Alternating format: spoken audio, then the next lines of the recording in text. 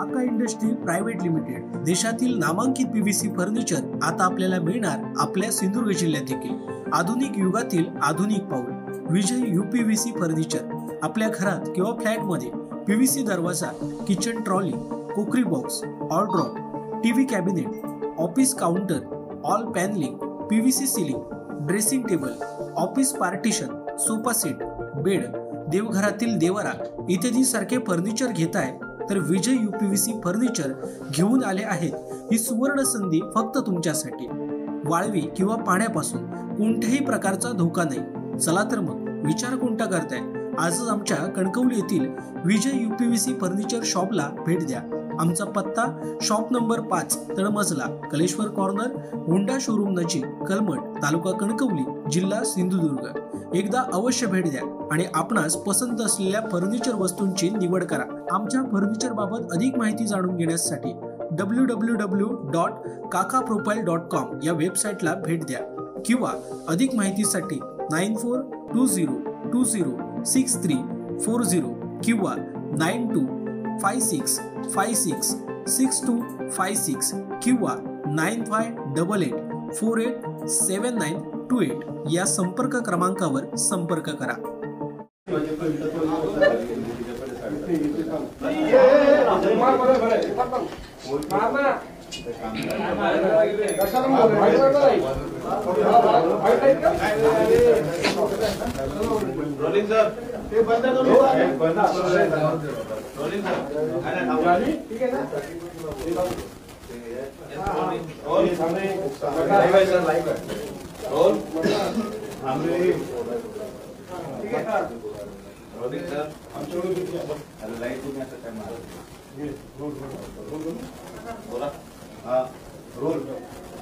तांबा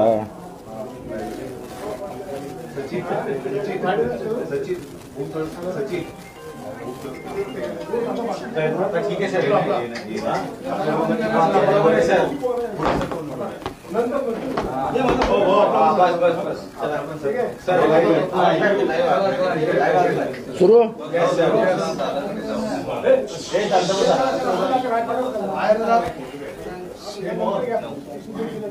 महाराष्ट्राच्या कायदा आणि सुव्यवस्थेचे काय तिंतरा वाजलेत। गजापूर विशालगडामध्ये एवढे मोठे प्रकरण घडले, आरोपी फरार। बदलापूरच्या शाळेत चिमुरड्यांचे लैंगिक शोषण झाले, संस्थाचालक फरार। छत्रपती शिवाजी महाराजांचा निकृष्ट पुतळा बनवला, आपटे फरार। फरार व्हा भूमिका घेणार हे सरकारने केली, त्यांची तिच्या लाडकी बहीण आहे ना, तसं फरार व्हा योजना। काही करा, आमच्या पक्षातल्यात ना, मग चाल निघा। पोलिसही मागत लागत नाहीत, पोलिसांनाही नेमके ह्यांचेच फोन कॉल ट्रेस होत नाहीत, हे कुठे आहे कळत नाहीत। त्याच्यामुळे आपटेंची मजा आहे। ते पण आपटेच आहेत ना, बदलापूरमध्ये पण 2 आपटे, आणि इथे कोण मला माहित नाही, भिडे गुरुजींचे धारकरी कोण आहेत। पण म्हणजे हा द्वेष किती वाढीला लागलाय आणि त्याचे परिणाम काय होतात। तर काल जळगावहून कल्याणला आपल्या मुलीला भेटायला आलेला 70 वर्षाचा म्हातारा गाडीमध्ये बसले होते, त्यांच्या हातात डब्बा होता, आपल्या पोरीच्या घरी चाललेले म्हणून त्याच्यात त्यांनी मिठाई घेतली होती। काही तरुण पोरांनी त्यांना इतकं मारलं, काय संशय तर तुमच्या डब्यात गोमांस आहे। हा महाराष्ट्र नाही आहे, महाराष्ट्रामध्ये हे कधी घडलेलं नाही। महाराष्ट्रामध्ये श्रेष्ठी म्हणजे आपल्यापेक्षा वयाने ज्येष्ठ किंवा आपल्या आजोबांसारखा दिसणारा माणूस जर असेल समोर तर साधारण आपण प्रेमानेच वागतो। ही महाराष्ट्राची संस्कृती आहे। ह्या संस्कृतीचे 3:13 वाजले। तुम्ही कसे कानफडत मारतायत बघा। माझ्याकडे व्हिडिओ आहे, मी तुम्हाला दाखवीन तो व्हिडिओ। काय चालू आहे काय? हे विद्वेषाचं राजकारण कुठे थांबणार आहे? फक्त आणि काय त्याच्यात आमचा श्रावण आहे तर तुम्ही मांस का खाताय, त्याच्यावरनं मला आठवलं पर्युषण येते ना, पर्युषण येतंय तर कोंबडी मटण खाण्यावर बंदी, विक्रीवर बंदी. अरे महाराष्ट्र आमचा आहे की दुसऱ्याचा? अरे महाराष्ट्रातल्या 80% लोक हे मांसाहारी आहेत. हा आमचा महाराष्ट्र आहे. हा समुद्राला लागून असलेला महाराष्ट्र आहे. समुद्राच्या किनारी राहणारा 95% वर्ग हा मांसाहारी आहे, कारण का तो मच्छी खातो, त्याचा आहारच मच्छी आहे. काय चालू झालं महाराष्ट्रात? म्हणजे इतरांनी येऊन आमच्यावर इतकी जुलूम जबरदस्ती करायची आणि महाराष्ट्राने मान्यता द्यायची. प्रत्येक धर्माबद्दल आम्हाला आदर आहे. जैनांचं जे काय असेल त्याच्याबद्दल आम्हाला आदरच आहे. पण ही कुठली जबरदस्ती की तुम्ही मांस विकूच नका, खाऊच नका, कोंबडी खायची नाही, मच्छी खायची नाही, मटण खायची नाही, आम्हाला रस्त्यावर दिसलंच नाही पाहिजे. हा कुठला द्वेष की तुमच्या डब्यात काहीतरी मटणाचाच पदार्थ आहे, मार कानफडीत, आमचा श्रावण आहे, मार कानफडीत. अरे कोणाचा श्रावण आहे, कोणाचा पर्युषण आहे, मग त्या लोकांना मारझोड करायची आणि परत ते फरार झालेले असतील. आता मारझोड करणारे कोणतरी त्यांचा नेता असेल, त्या नेत्याला फोन केला असेल, साहेब दिले अकाला खाडकन,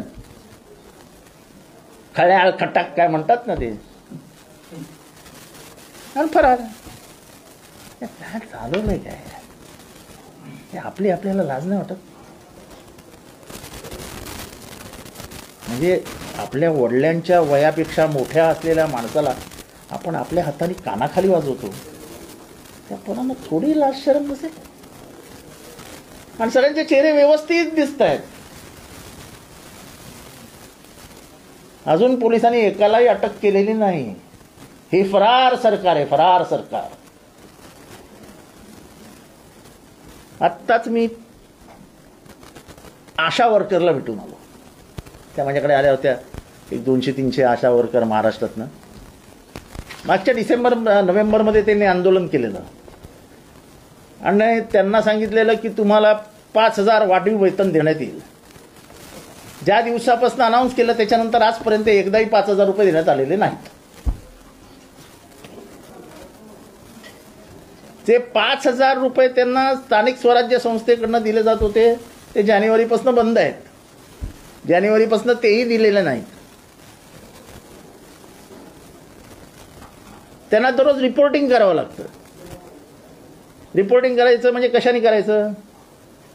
आजकाल आयफोन वगैरे असतं ना, काय ते मोबाईल वगैरे काहीतरी असतं ना, पुढे करायचं वगैरे असं काहीतरी असतं ना, सिस्टीम असतात ना काय काय. तर त्या गरीब बायका आयफोन आणि सॅमसंगचे फोन कुठं आणणार? बरं तरी बिचाऱ्यांनी घेतलेत. रिचार्जला 100 रुपये जरी दिले दिवसाला तरी 3,000 रुपये महिन्याला झाले. कोण देणार त्यांचे पैसे?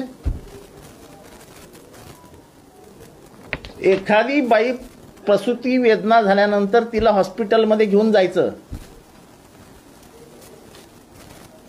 ती हॉस्पिटलमध्ये असते, आशा वर्कर बाहेर उभी असते. आशा वर्करला त्याच्यासाठी 200 रुपये दिले जातात.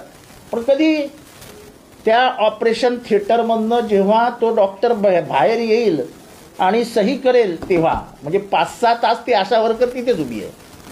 मी त्या आशा वर्करला विचारलं, तुमच्यातल्या किती जणांनी 200 रुपये मिळवलेत?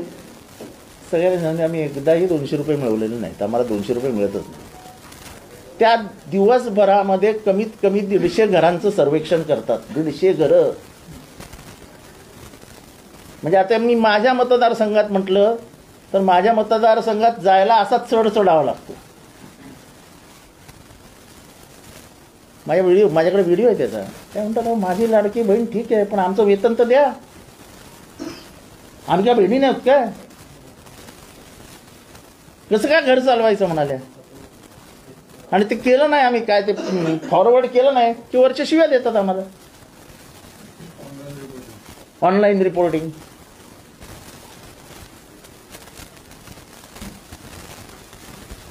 रिचार्ज मारायला तरी पैसे द्या ना मग. म्हणजे एक्सप्लॉयटेशन ऑफ विमेन, महिलांचं एक्सप्लॉयटेशन करणं हा सामाजिक गुन्हा आहे. हा सामाजिक गुन्हा हा सरकार करतोय. 72,000 आशा वर्कर. तुम्ही कशाला खोटं सांगितलं त्यांना 5,000 रुपये देतो म्हणून?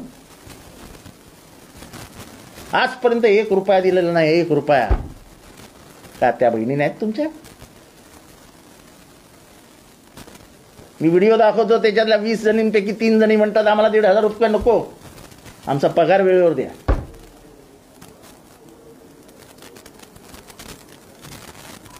पण त्याही पेक्षा महत्वाचं आहे एक्सप्लॉयटेशन ऑफ वुमेन. त्याला मराठी एक्सप्लॉयटेशनला मराठीत काय म्हणतात? शोषण. महिलांचं जे शोषण होत आहे. आणि खरंच गरीब 10 वाजता घरातनं निघतात, दररोज 150 घरांचा. आणि त्या म्हणाले की तसं काय आम्हाला आरामच नसतो, काही ना काही सर्वे गव्हर्नमेंट लावतच असतं आमच्या मागे. हा सर्वे करा, तो सर्वे करा, ह्याचा सर्वे करा, त्याचा सर्वे करा. त्यामुळे 150 घरं फिरायचीच आहेत आम्हाला दररोज. सरकारने विचार करा. माणसं उपाशी म्हणणार का आता? हे महत्वाचे विषय तुम्हाला सांगायचे होते. सर, जयदीप आपटे जो संपूर्ण छत्रपती शिवाजी महाराजांचा पुतळा दुर्घटनेत फरार झालेला आरोपी आहे, त्याच्या फेसबुक वॉलवरती पण एक छत्रपती शिवाजी महाराजांचं त्यांनी एक चित्र जे आहे ते ट्विट केलेलं आहे. त्याच्यावरतून पण सगळी टीका टिप्पणी होते. परंतु त्याच्या फेसबुक अकाउंटवरती त्याने जे लाईक्स केलेले प्रोफाईल्स आहेत त्याच्यावरतून पण त्याची मानसिकता दिसून येते. खरं तर त्याने मनोहर भिडेंचं पेज लाईक केलेलं आहे, संभाजी भिडेंचं. त्याचसोबतच एकच मिशन ब्रिगेड खतम अशा पद्धतीचे फेसबुक पेजेस जे आहेत ते त्याने लाईक केलेले आहेत. असं आहे, तुम्ही महाराष्ट्रातले किती पुतळे बघितलेत माहीत नाही, पण माझ्या स्वतःच्या ऑफिसमध्ये 2 खूप मोठे पुतळे आहेत. आपण येता जाता नेहमी गेटवे ऑफ इंडियाचा पुतळा बघत असतो आणि त्याचे चित्र म्हणजे फोटोजही बघत असतो. आजपर्यंतच्या एकाही फोटोग्राफमध्ये इथे महाराजांना खूप कळली आहे हे कुठे कोणी दाखवल्याचं मला तरी नाही दिसतं. माहीत नाही, कदाचित मी बघायला. त्यांनी त्या फेसबुक पेजवर लिहिलं आहे की त्याचा मित्र म्हणतो की तू हा घाव देखील दाखवलास. हा म्हणतो मी खूप अभ्यास केला त्याच्यावरती, इतिहास समजून घेतला, गुरुजनांकडनं समजून घेतला, तुमच्यासारख्या मित्रांनी मला सल्ला दिला आणि त्यानंतर मी दाखवला. म्हणजे त्याच्या मनामध्ये किती खोचक, म्हणजे मला शब्द नाहीत त्याला काय म्हणायचं आता आपट्याला.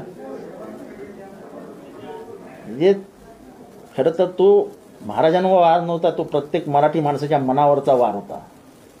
अफजल खानाचा वकील हा कुलकर्ण्या, अफजल खान पडल्यानंतर महाराजांवर धावून गेला आणि महाराजांनी त्याला बाजूला केलं, तरी त्यांनी दुसऱ्यांदा तलवार मारली, त्याच्यानंतर त्याचं मुंडकं महाराजांनी बाजूला केलं.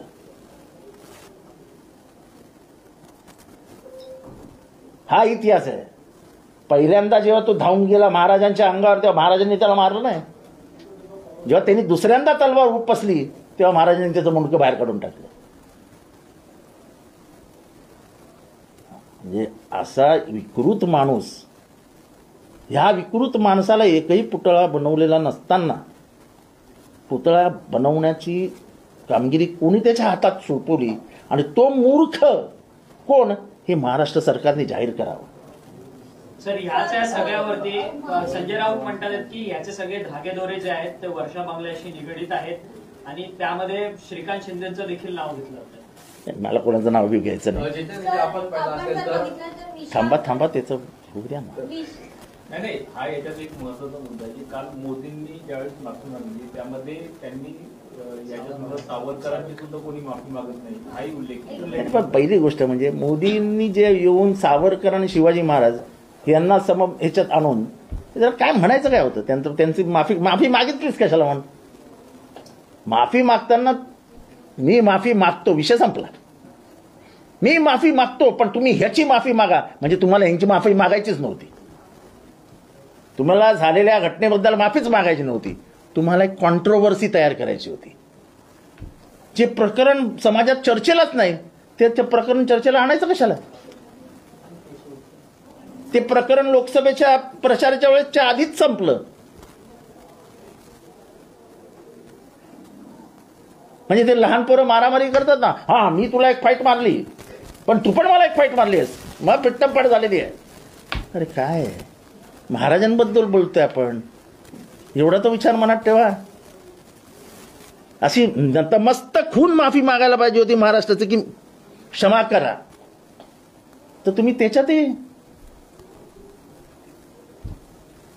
सर, या जळगावच्या इन्सिडेंटमध्ये असं कळलंय की जो प्राईम अक्युज्ड जो मारतोय त्या वृद्ध व्यक्तीला तो एक SRPF चा मुलगा आहे आणि ते सगळे मुलं मुंबईला पोलीसची एक्झाम द्यायला निघाले. बघा, म्हणून मी म्हणतो कशी मानसिकता डेव्हलप होत चालली आहे. तुम्हाला आठवतं बोरिवलीच्या जवळ 4 लोकांना गोळ्या मारल्या होत्या एका SRPFच्या जवानांनी. तेव्हा असं पसरवलं गेलेलं की तो माणूस वेडा आहे. मला आठवतं मी पहिला माणूस होतो 15 मिनिटात सांगणारा की तो वेडा नाही, तो इस्लाम द्वेषी आहे, तो मुसलमानांचा द्वेष करत होता. मला खूप जणांनी ट्रोल केलं की कसं काय कळलं तुम्हाला, तुम्ही कसं काय असं काय बोलू शकता. त्यांनी डब्यात जाऊन दाढीवाल्या बघून बघून मारले. टोपी घातली ठाप, कोणी दाढी वाढवली ठाप.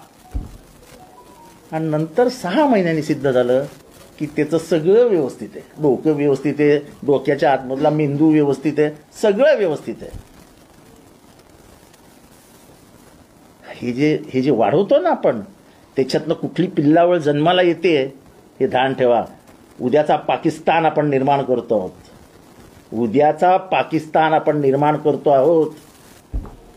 जे आपण पाहिलं असेल तर तानाजी सावंत यांचे एक वक्तव्य शेतकऱ्यांसंदर्भात एक शेतकरी व्यथा मांडत होता त्याची, आणि त्यात तानाजी सावंत त्याला असे म्हणले की तू तुझ्या अवकतीत राहून बोल. बरोबर ना, गरिबाची किंमतच नाही ना महाराष्ट्रात. त्याची अवकत काय अडाणी अंबानी एवढी नाही आहे, त्यांनी कशाला बोलायचं महाराष्ट्रात आता.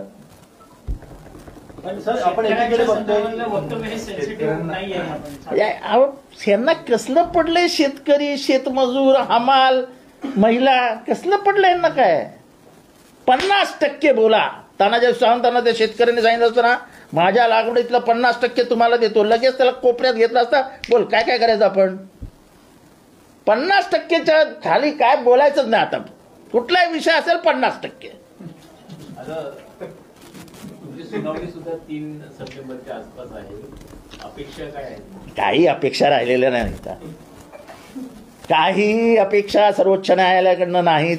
मी अपेक्षा करणं सोडून दिलेलं आहे. आता महाराजांच्या आशीर्वादाने लोकांमध्ये जाऊया आणि हे सरकार जावं ही महाराजांचीच इच्छा आहे.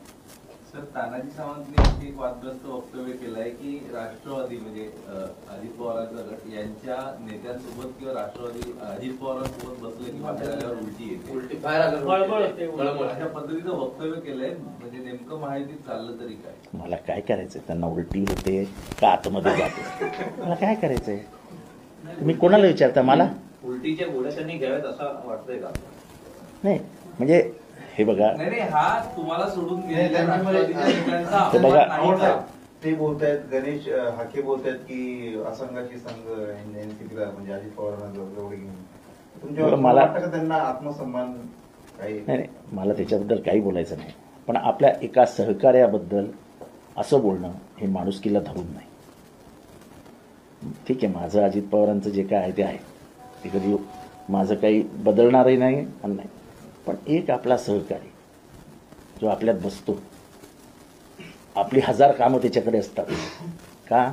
अजित पवारांनी तुमची 3 लाखाला मिळणारी गाडी 30 लाखाला घेता येणार नाही, फायलीवर सही केली नाही म्हणून तुम्हाला उलटी येते का.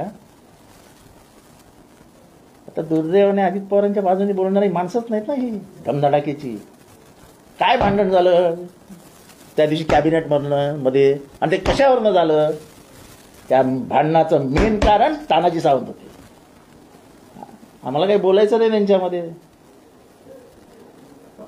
लढतायत पेलवान, कुस्ती खेळतायत, खेळूया. आमचं काही म्हणायचं नाही, पण हे बोलणं की त्यांच्या बाजूला बसल्यावर मला उलटी होते, हे म्हणजे हे माणसाला सुचतं कसं?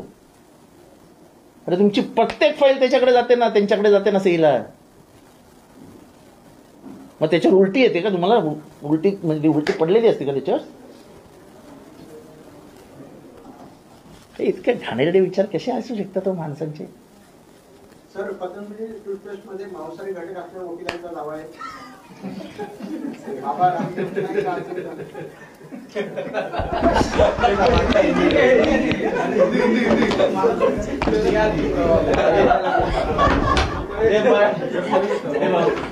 ती पर्युष आहे.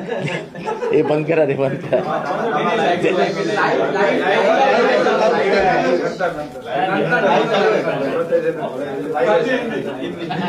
और जिस तरीके का मोर्चा होगा उसको किस पूरी बीजेपी कह रही है कि प्रधानमंत्री ने माफी मांग लिया, मुख्यमंत्री ने माफी मांग एक तो पहली चीज है ये है कि माफी मांग के महाराष्ट्र के ऊपर एहसान किया क्या? एहसान किया? उन्होंने माफी नहीं मांगी, उन्होंने खेल खेला। हम मराठी आदमी है, हम बहुत प्यार करते हैं, हमारा दिल भी बहुत बड़ा है, लेकिन हम पागल नहीं है। जिस तरीके से माफी मांगी गई और उसको जो जोड़ा गया, उसको जोड़ने की कोई आवश्यकता ही नहीं थी। अपमान पूरे महाराष्ट्र के मिट्टी का हुआ है। ये जयदीप आपटे कौन है? आपटे फापटे, उसको किसने दिया ये पुतला बनाने के लिए? अरे वो दोषी है ना। जयदीप आपटे फरार है, कौन सी सीबीआई, कौन सी एजेंसी उसको सर्च कर रही है? पूरा घर फरार है। विशालगढ़ में जिसने किया वो फरार है। बदलापुर की जो संस्था चालक है आपटे, वो फरार है। अभी ट्रेन में एक बुड्ढे को मारा है, वो फरार है। क्या चालू क्या है महाराष्ट्र में? 70-75 साल के बुड्ढे के मारा जाता है कहेंगे कि तुम्हारे पास मांस है, मटन है, गोमांस है, और उसको मारते समय का वीडियो देखिए। वो बच्चों का बाप लगता है, बाप नहीं दादा लगता है, और उसको 5-6 लोग ठाप ठाप ठाप ठाप कान के नीचे लगा रहे। अरे क्या ये महाराष्ट्र ऐसा नहीं है यार। हमारा महाराष्ट्र बहुत अच्छा है। ये महाराष्ट्र को मैंने कभी देखा नहीं है। ये जो प्रदर्शन हो रहा है वो महाराष्ट्र को बदनाम कर रहे हैं। पूरी दुनिया में हमारी एक इज्जत है। हमने कभी दंगाइयों को साथ नहीं दिया है। तुमको नफरत होगी किसी धर्म से, लेकिन मारने का अधिकार किसी के बाप को नहीं है। क्या चालू किया है? सरकार का कोई वचक ही नहीं है, सरकार किसी को लगाम ही नहीं लगाती, तो यही होगा। आपने कहा फरार हो जाओ अभियान। हाँ, सरकारी। अभी आपटे किसका आदमी है? आदर्श स्कूल का आपटे किसका आदमी है? अरे पुलिस केस नहीं रजिस्टर करती है। एक छोटी लड़की को जिसके ऊपर अत्याचार हो गया उसको स्कूल में लेके जाती है, और उसको स्कूल में पूछती है इधर हुआ क्या, इधर हुआ, इधर हुआ। अरे उसकी मानसिक स्थिति तो देखिए। मैं आज जिम्मेदारी के साथ कहता हूं कि अगले 20 साल तक वो लड़की ये भूल नहीं पाएगी। ये जख्म जो उसके दिल पे हुई है, अपने को लगता है वो बच्ची है, लेकिन जैसे जैसे वो आगे बढ़ती जाएगी, जैसे जैसे उसका डेवलपमेंट, मेंटल डेवलपमेंट होते जाएगा, वैसे वैसे वैसे उसके दिल पे और असर होता जाएगा। ये सोचो। और सब कल आप लोग महाराष्ट्र के लिए मोर्चा निकालने वाले हैं, लेकिन सरकार पुलिस परमिशन नहीं दे रही है। पुलिस परमिशन को पूछता कौन है? मोर्चा निकालने वाले हम ऐसे ही निकालते हैं। क्या करेंगे? पुलिस अंदर लेके जाएंगे, उससे ज्यादा कुछ करते नहीं है। और अंदर जाने की तैयारी है हमारी। मोर्चा तो निकलेगा। दूसरी बात है कि सरकार में महायुति में अनबन दिखाई दे रही है, लगातार बयान आ रहे, तानाजी सावंत के भी बयान आए, तो उस बयान को आप कैसे देखते हैं? क्या बयान आया? उन्होंने कहा कि उल्टी होती उनको अजित पवार के साथ क्या आपने कहा कि ये निंदनीय है, क्योंकि वही आपके। देखो ऐसा है, भले अजित पवार का और हमारा नहीं जमता, लेकिन किसी के बारे में ऐसा बोलना कि उनके बाजू में बैठो तो उल्टी होती है, उल्टी को कुछ हिंदी में शब्द होगा ना, उल्टी है।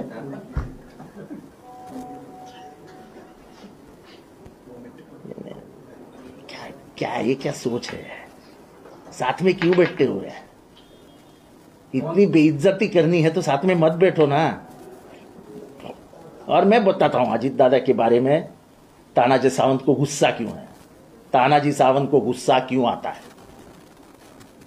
उनकी एक फाइल थी, 3 लाख की गाड़ी वो 30 लाख रुपए में ले लो ऐसा कह रहे थे, और अजित पवार ने वो फाइल पे साइन करने से इनकार कर दिया। तो उल्टी तो आएगी कि खा के बैठे थे ना सब, तो निकल रहा था भाई क्या होगा, उल्टी होगी उल्टी होगी, तो उल्टी तो होने वाली है। एडवांस लिया था 50%, ये 50% लफड़ा कर रहा है सब महाराष्ट्र में। ये एडवांस और 50% जो चालू है ना, उससे 12 बज गए हैं। हर काम में 50%, पुतले में 50%, तो फिर पुतला बनेगा कैसा? वैसा ही बनेगा। कुछ लोग कह रहे हैं हाइट जितना पुतले की बढ़ेगी उतना करोड़ रुपया करप्शन होगा, जितना फीट हाइट। नहीं नहीं नहीं नहीं नहीं, नहीं। अगर 6 फुट हाइट है तो 3 फुट का करप्शन 50%। तो देखो ना, पुतला भी बीच में से ही टूटा है। वो तानाजी सावंत किसानों क्या औकात निकाल रहे हैं, किसानों का अपमान। किसान, उनको मालूम नहीं, तानाजी सावंत को किसान पहचानता नहीं था।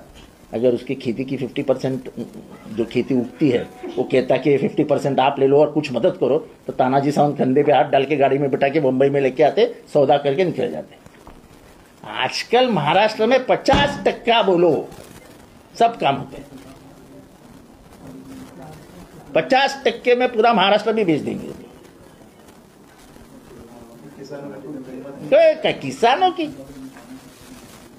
आशा वर्कर पिछले अक्टूबर नवंबर में उन्होंने आंदोलन किया था, कहा गया था 5,000 रुपए देंगे, आज तक 1 रुपया दिया नहीं। इतना ही नहीं तो उनको जो अनुदान दिया जाता है वो भी बंद है। और सबसे मेहनती काम अगर कोई करता है तो आशा वर्कर करती है। वो दिन भर में 150 घर में जाती है। अभी मेरे एरिया में पहाड़ है, पहाड़, वो बेचारी आशा वर्कर हर रोज पहाड़ चढ़ती है। हर तुम्हारा सर्वे आशा वर्कर करती है। उसको जो अनुदान है, उसको महीने को जो पगार मिलना चाहिए वो भी वक्त पे नहीं मिल रहा है। मैं तुमको मांगता है तो सुनाता हूं, मेरे पास वीडियो है। आशा वर्कर कह रही है भाई माजी हम लाडली बहन नहीं है क्या? हम सरकार में काम कर रहे हैं, हमको हमारा वक्त पे कुछ मिलता भी नहीं है। मेरे पास वीडियो है, दिखो, वीडियो दिखाता हूं। मतलब 72,000 महिलाएं काम करती है महाराष्ट्र में। उनके घर कैसे चलते होंगे, सोचा है कभी सरकार ने? और आशा वर्कर घर बैठ जाएंगे तो आपको मालूम है क्या हो सकता है? कोई मालूमात ही नहीं मिलेगी कि घर में क्या हुआ है, कितने डेंगू के पेशेंट है, कौन सी बीमारी फैल रही है, वो पता ही नहीं चलेगा सरकार को। उनको बोलते हैं शाम को 5 बजे ऑनलाइन हमको बता दीजिए क्या हो रहा है। ऑनलाइन बताने के लिए वो स्मार्टफोन लगेगा, स्मार्टफोन लगेगा तो उसका क्या, वो रिचार्ज नहीं वो क्या बोलते इंटरनेट को, हाँ वो डेटा बिटा को भी, वो जो भी जिससे फॉरवर्ड हो जाता है वो चार्ज करना पड़ेगा। उसकी कीमत नहीं है क्या? अगर समझो 50 रुपये का भी रिचार्ज कर दिया, 50 रुपये का होता नहीं है रिचार्ज, 500 रुपये भरने ही पड़ते रिचार्ज के लिए। अपन समझो कि 50 रुपये तो 1,500 रुपया महीने का रिचार्ज पे गया। उनकी तनख्वाह भी नहीं है 1,500 रुपया। मैं ये समझना चाहूंगा, मैंने इसके ऊपर अभ्यास नहीं किया है, कि इतना एक्सप्लॉइटेशन महिलाओं का हो रहा है, शोषण हो रहा है, इनको मिनिमम वेजेस एक्ट के अंदर क्यों नहीं लिया जाता है? अगर हम सफाई काम करने वाले आदमी को 20, 22, 25 हजार रुपए दे रहे हैं,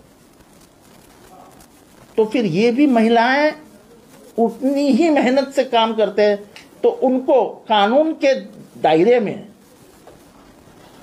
जो किमान वेतन आयोग के माध्यम से पैसा दिया जाता है, ये इनको क्यों नहीं दिया जाता है? मैं तो अचंभित हो गया उनके हालात सुन के। 2,500 रुपया, 2,000 रुपया, 300 रुपया। अरे आधुनिक भारत में ये व्यवस्था है। उनकी लड़ाई ये अब मिनिमम वेजेस एक्ट के साथ होनी चाहिए। सरकार लगातार कह रही है कि लाडली बहन योजना के जरिए हम पूरे महिलाओं के पास तक जा रहे हैं। महिलाओं देखो, मैं तुमको वीडियो अभी सुनाता हूं, ये अपना खत्म हुआ तो वीडियो सुन लीजिए, वो महिलाएं क्या क्या बोल रही है। जरूर तुम्हारी लाडली बहन योजना है, तुम पैसे दो, तुमको बहुत अच्छा लग रहा है, वो भी हमें मालूम है। सुरक्षा का क्या करने का है, जरा उसके बारे में बात करेंगे। इस महाराष्ट्र में फैलता हुआ द्वेष और मन में जो दुरावा आ गया है, हम जो दूर चले जा रहे हैं, उसका क्या करेंगे? ये महाराष्ट्र ऐसा नहीं है, एक दिल से एक जान से रहा है। जिसको मारा वो जलगांव से आ रहा था, वो मराठी बात कर रहा था।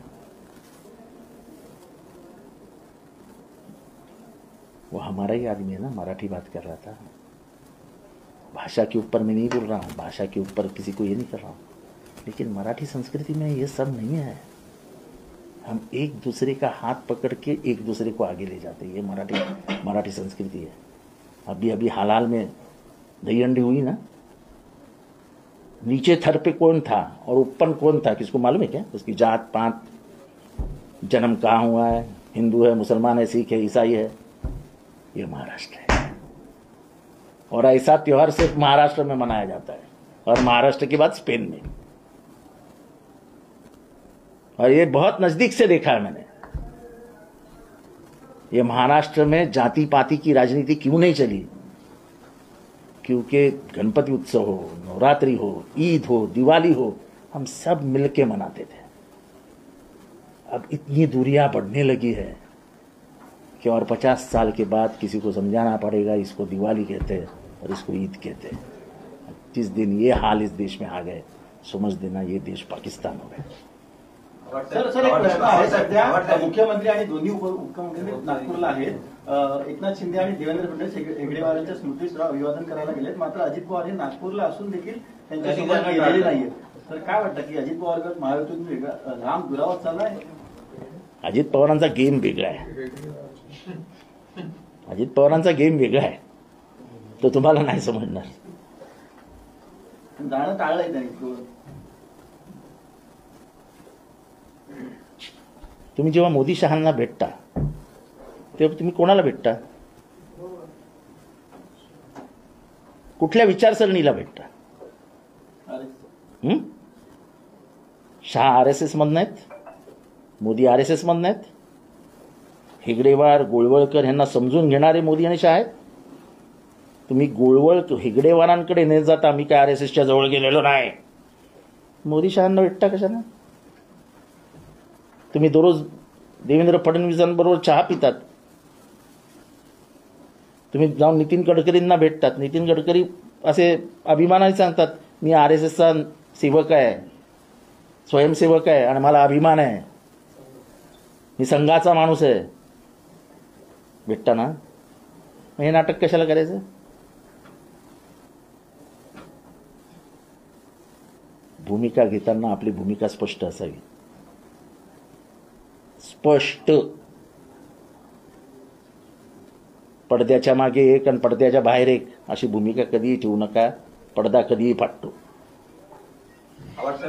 उद्या महाविकास आघाडीचा जोडे मारो आंदोलन आहे, आपली प्रतिक्रिया? आम्ही जोडे मारणार। पोलीस परवानगी नाकारली पण तुम्हाला? जोडे मारायला कुठे पोलिसांची परवानगी लागते? काय तरी तुम्ही प्रश्न विचारतायत? असं मी चालत चालत गेलो, काढला जोडा मारला, काय करणार पोलीस? काय प्रश्न आहे का तुमचा काही? अजीत पवार आज नागपुर में होते हुए भी अजीत पवार हेगड़ीवार बॉन्ड नहीं। देखो ऐसा उनको दिखाना चाहते हो कि मैं संघ से दूर हूं। देवेंद्र फडणवीस आरएसएस का प्रोडक्ट नहीं है, मोदी शाह जी आरएसएस के प्रोडक्ट नहीं है।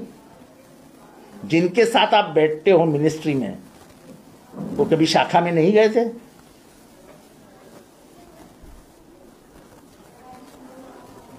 तो ये आप कुछ लोगों को मूर्ख समझते क्या है? आप बैठे हो कमल के साथ, वो कमल का फूल आरएसएस के किसी सिवाय बाहर आ सकता है क्या? तो ये ऐसे एक गाना था ना, लुपा छुपी खेले आओ, वैसे चालू है इनका।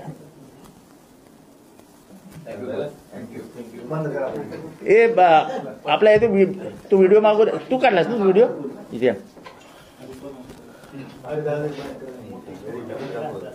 काढला का तू?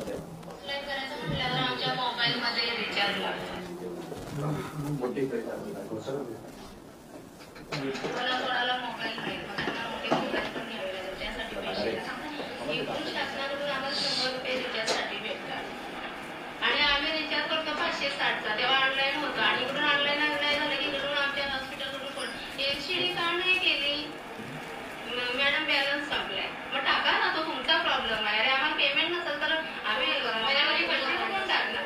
घरचे लोक बोलायचे कामं सोडा आणि बसा घरी. डेंगू पेशंट मिळाला की आम्हाला 10 वाजता आम्हाला फोन यायला की ते पेशंट सगळं घ्यायचं. डेंगू मलेरिया हे चालूच आहे. आता ते विटामिन मध्ये दररोज नाहीतरी कोविड मध्ये पेशंट डेंग्यूचे निघतात, मलेरिया डेंगू आजूबाजूचा पण 60 घरांचा तरी कमीत कमी वगैरे आहे का जाऊन चेक करायचं, त्याचे रिपोर्ट घ्यायचे, ते पाठवायची डाएट घ्यायची. सकाळी किती वाजता कामावर 10 वाजता 10:30ला शनिवार आठवडा त्या लाडक्या बहीण योजनेबद्दल काय बोलत ते का? मुंबईमध्ये तृतीयपंथी